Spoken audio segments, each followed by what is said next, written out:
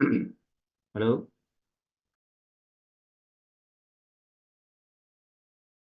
Terdengar, Pak.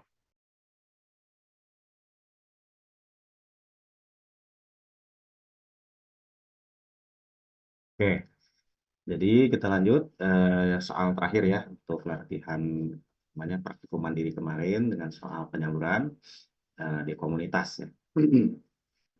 Saya akan share screen soalnya dulu.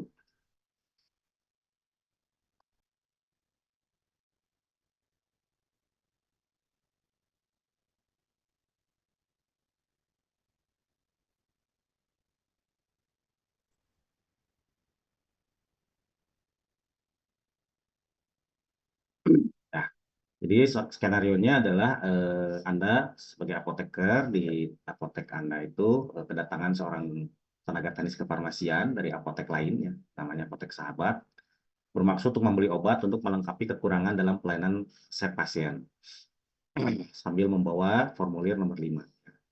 Jadi dalam formulir nomor 5 itu sudah khusus ya. Jadi kalau Anda baca peraturannya itu sudah khusus untuk permintaan obat golongan obat keras, narkotik, psikotropik, dan prekursor golongan obat keras. Ya. Nah, di situ sudah ditandai bahwa sampelnya obat yang dimintanya adalah obat golongan narkotik. Jadi yang mengisinya adalah sebagai berikut. Obat yang dimintanya adalah kodein 10 mg sebanyak 15 tablet. Tugas Anda adalah eh, pertama melakukan kajian surat permintaan obat pada lembar kerja, lalu melakukan tindak lanjut, dan lakukan pencatatan dan pelaporan pada lembar kerja berikutnya. Jadi skenario-nya sebetulnya soal ini itu ada komunikasi harusnya ya. Jadi ada komunikasi antara Anda sebagai apoteker penanggung jawab dengan pemeran standar, yaitu si tenaga teknis kefarmasian tadi. Cuman karena apa namanya tidak memungkinkan untuk bisa ada pemeran standar, jadinya dibuatkan hanya dalam bentuk lembar kerja. Nah, lembar kerja 1 tugas Anda adalah menetapkan apakah permintaannya itu sudah sesuai atau tidak berdasarkan regulasi ya.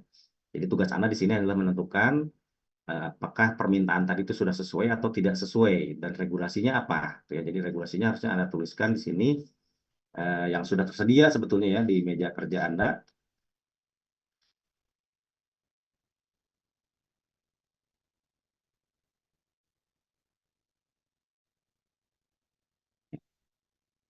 Nah, di sini petunjuknya adalah lingkari pilihan jawaban. Pada saat menjawab ini banyak juga yang tidak sesuai perintah ya. Jadi di sini harusnya kan lingkari pilihan. Jadi banyak juga yang bukan dilingkari. Tapi ada yang di checklist, ada yang disilang, dan sebagainya. Artinya apa? Artinya Anda tidak membaca instruksi dengan seksama. Ada yang dilingkari, tapi ada juga yang dilingkari terus dirubah apa pilihannya. Jadi ada yang pertama melingkari sesuai, lalu itu dirubah menjadi tidak sesuai. Jadinya bingung. Penguji itu akan kebingungan, ini sebetulnya jawaban yang Anda pilih itu yang mana? Ya, yang sesuai apa tidak sesuai? Gitu. Nah, kalau misalkan ada perubahan dalam pilihan jawaban, itu sebaiknya pilihan jawaban yang salahnya bukan dicoret-coret, ya, bukan dicoret-coret, tapi di paraf bahwa yang ini salah. Jadi ada paraf di sebelah jawaban yang salahnya.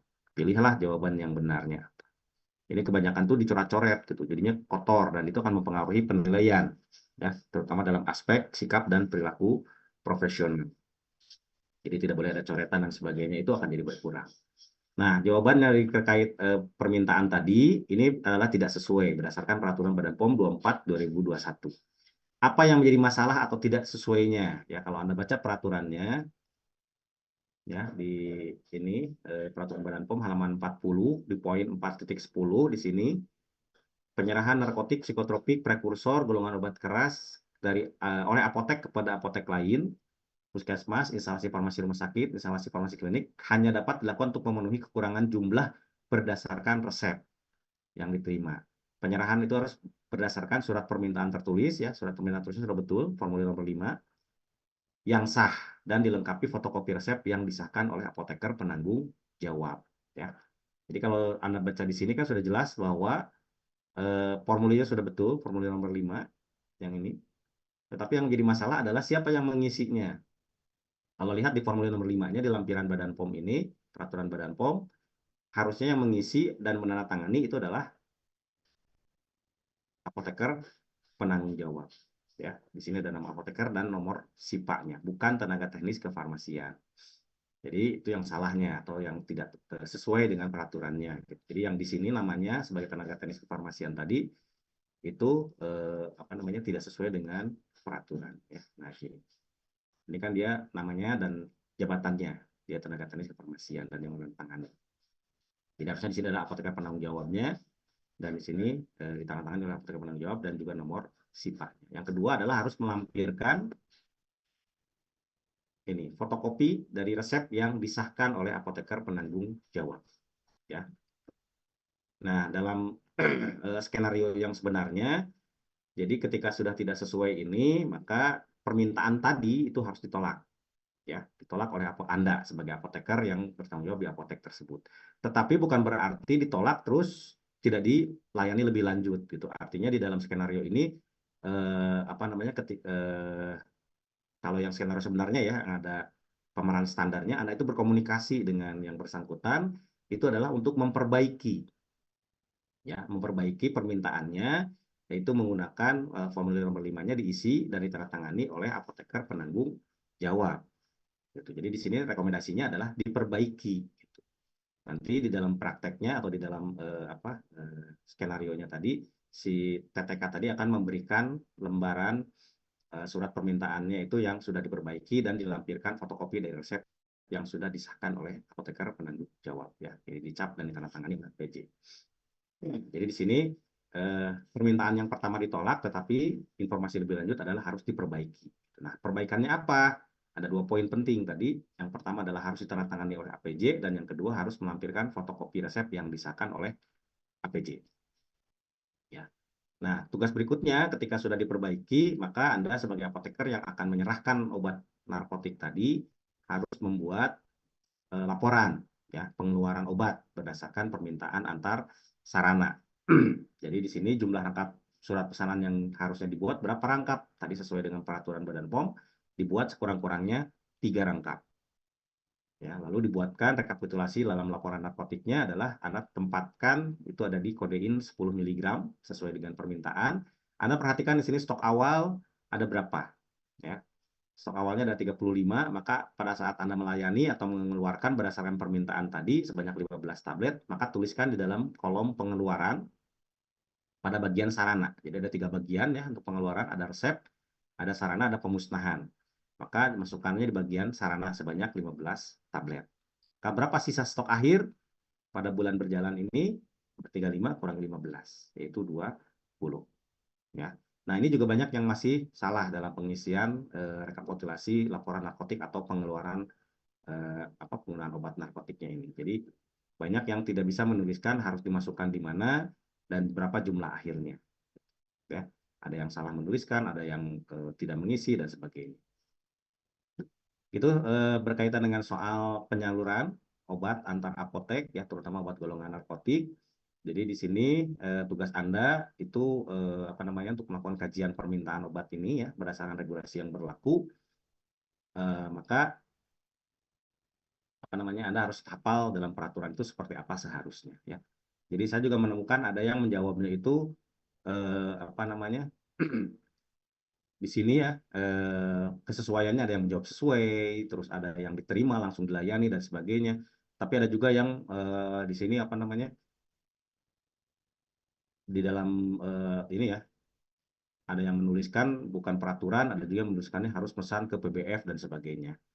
Jadi dalam praktek soal yang ini ya penyaluran soal antar apotek ini kita sedang belajar bahwa secara regulasi ya apotek itu diperkenankan untuk menyalurkan obat antar apotek ya salah satunya adalah obat golongan narkotik juga diperbolehkan gitu. Bagaimana caranya? Yang penting adalah tidak melanggar aturannya yaitu caranya seperti apa ya yang sudah diatur dalam peraturan Badan POM itu diperkenankan untuk menyalurkan narkotik, psikotropik, prekursor obat keras antar apotek atau apotek ke puskesmas dan sebagainya itu biasanya untuk memenuhi kekurangan jumlah berdasarkan resep.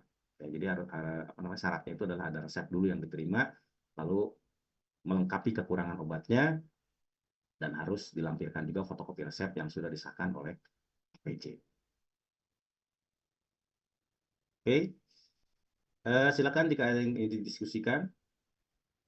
Izin Pak, Eh, boleh diulangin Pak? Minta tolong dijelaskan kembali bagian rekapitulasi laporan narkotikanya Pak. Oke. Untuk rekapitulasi penggunaan laporan narkotikanya, jadi ini kita asumsikan bahwa dalam 1 bulan berjalan itu ya, bulan Januari itu misalnya gitu, ini mah ceritanya tidak ada pengeluaran ataupun pemasukan dari obat golongan narkotik gitu ya, hanya berdasarkan tadi permintaan antar apotek. Jadi cara pengisiannya, Anda perhatikan di sini kolom obat, nama-nama obat dengan kekuatannya kan berbeda-beda ya, ada kode 10, 15, 20, bentuknya apa, dan stok awalnya berapa. Nah, karena Anda melayani resep ini, permintaan ini ya, melayani permintaan obat berdasarkan surat permintaan obat narkotik, formulir nomor 5 ini kan yang diminta adalah 15 tablet, kodein 10 miligram ya, berdasarkan resep aslinya ini. Nah, ini sebetulnya kalau dalam skenario yang sebenarnya ketika pemeran standar diminta untuk memperbaiki, maka dia juga akan melampirkan ini ya, resep aslinya ini yang sudah di fotokopian resep ini dan ditandatangani atau disahkan oleh APJ-nya. Nah, di sini kan tertera kodein 10 mg 15 ya. Maka di dalam pelaporannya dari bulan berjalan tersebut, maka Anda keluarkan sebanyak 15 sesuai permintaan. Nah, diposisikan pada bagian pengeluaran itu di bagian sarana. Karena yang disalurkan kan ke apotek lain, bukan ke pasiennya. Ya. Pasiennya itu akan menerima itu dari apotek yang meminta tadi. Ya, apotek sahabat ya. Jadi Anda yang menyerahkan narkotik ini ke apotek lain menuliskannya di bagian sarana ini. Jadi pengeluaran bagian sarana sebanyak 15, maka jumlah awal yang tadi 35 dikurangi 15, yang tersisa jadi tinggal 20. Gitu. Oke? Baik. Ya, silakan. Boleh lihat slide yang tadi nggak, Pak? Yang mana? Yang lembar kerja tadi, Pak. Kenapa? Ada masalah apa? Mau bertanya, Pak, kan kemarin Bapak pas jelasin itu kalau misalnya kita ada minta obat di antar apotik atau instalasi farmasi itu, kita nulis di pemasukannya itu di saran terlebih dahulu, Pak. Terus kalau kita udah layani resepnya itu baru tulis di pengeluaran sarananya. Tetapi kenapa tadi yang ditulis cuma di bagian pengeluaran saja, Pak, ya, di bagian sarananya? Pak, boleh tolong jelaskan kembali, Pak? Terima kasih, Pak. Oke. Ini skenario adalah ketika posisinya adalah di Anda sebagai apoteker penanggung jawab yang menyerahkan narkotika.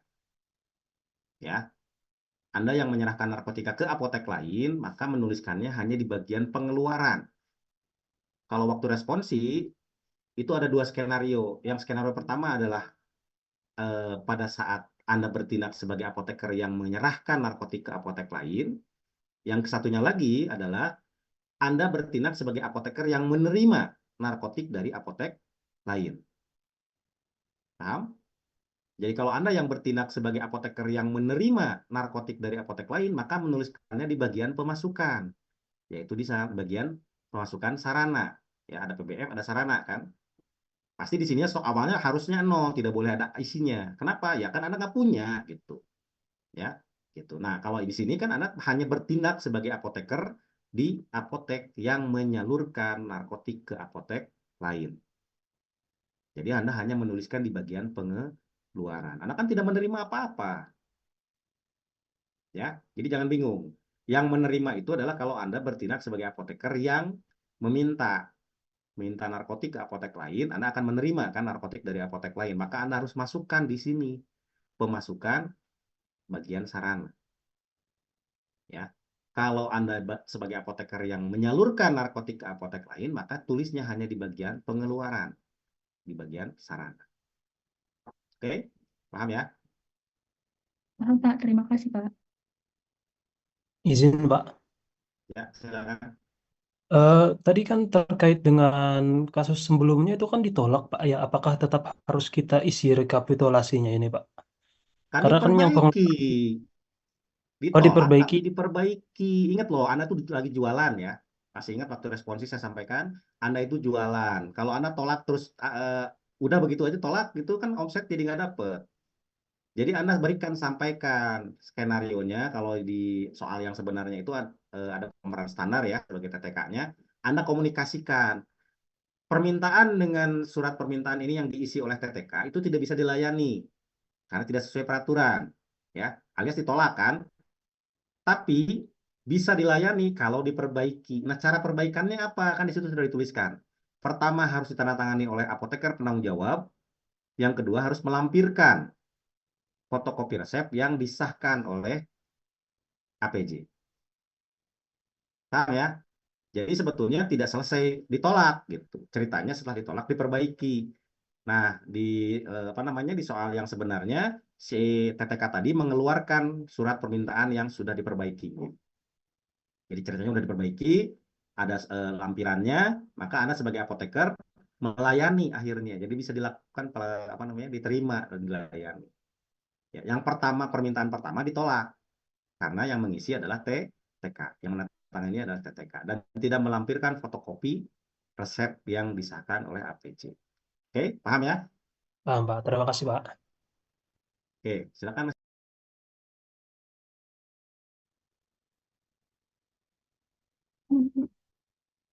rujukannya ya. Jadi intinya adalah tergantung regulasi sebetulnya. Jadi Anda harus paham atau harus kuasai betul tentang regulasi ini. Ya, salah satu regulasinya adalah Peraturan Badan POM 24 tahun 2021 ya, selain peraturan Permenkes ataupun yang lainnya. Kalau tidak ada lagi yang ditanyakan atau didiskusikan, saya akhiri. Terima kasih atas perhatiannya. Mohon maaf kalau ada kekurangan. Saya kembalikan ke Pak Oscar. Assalamualaikum warahmatullahi wabarakatuh. Selamat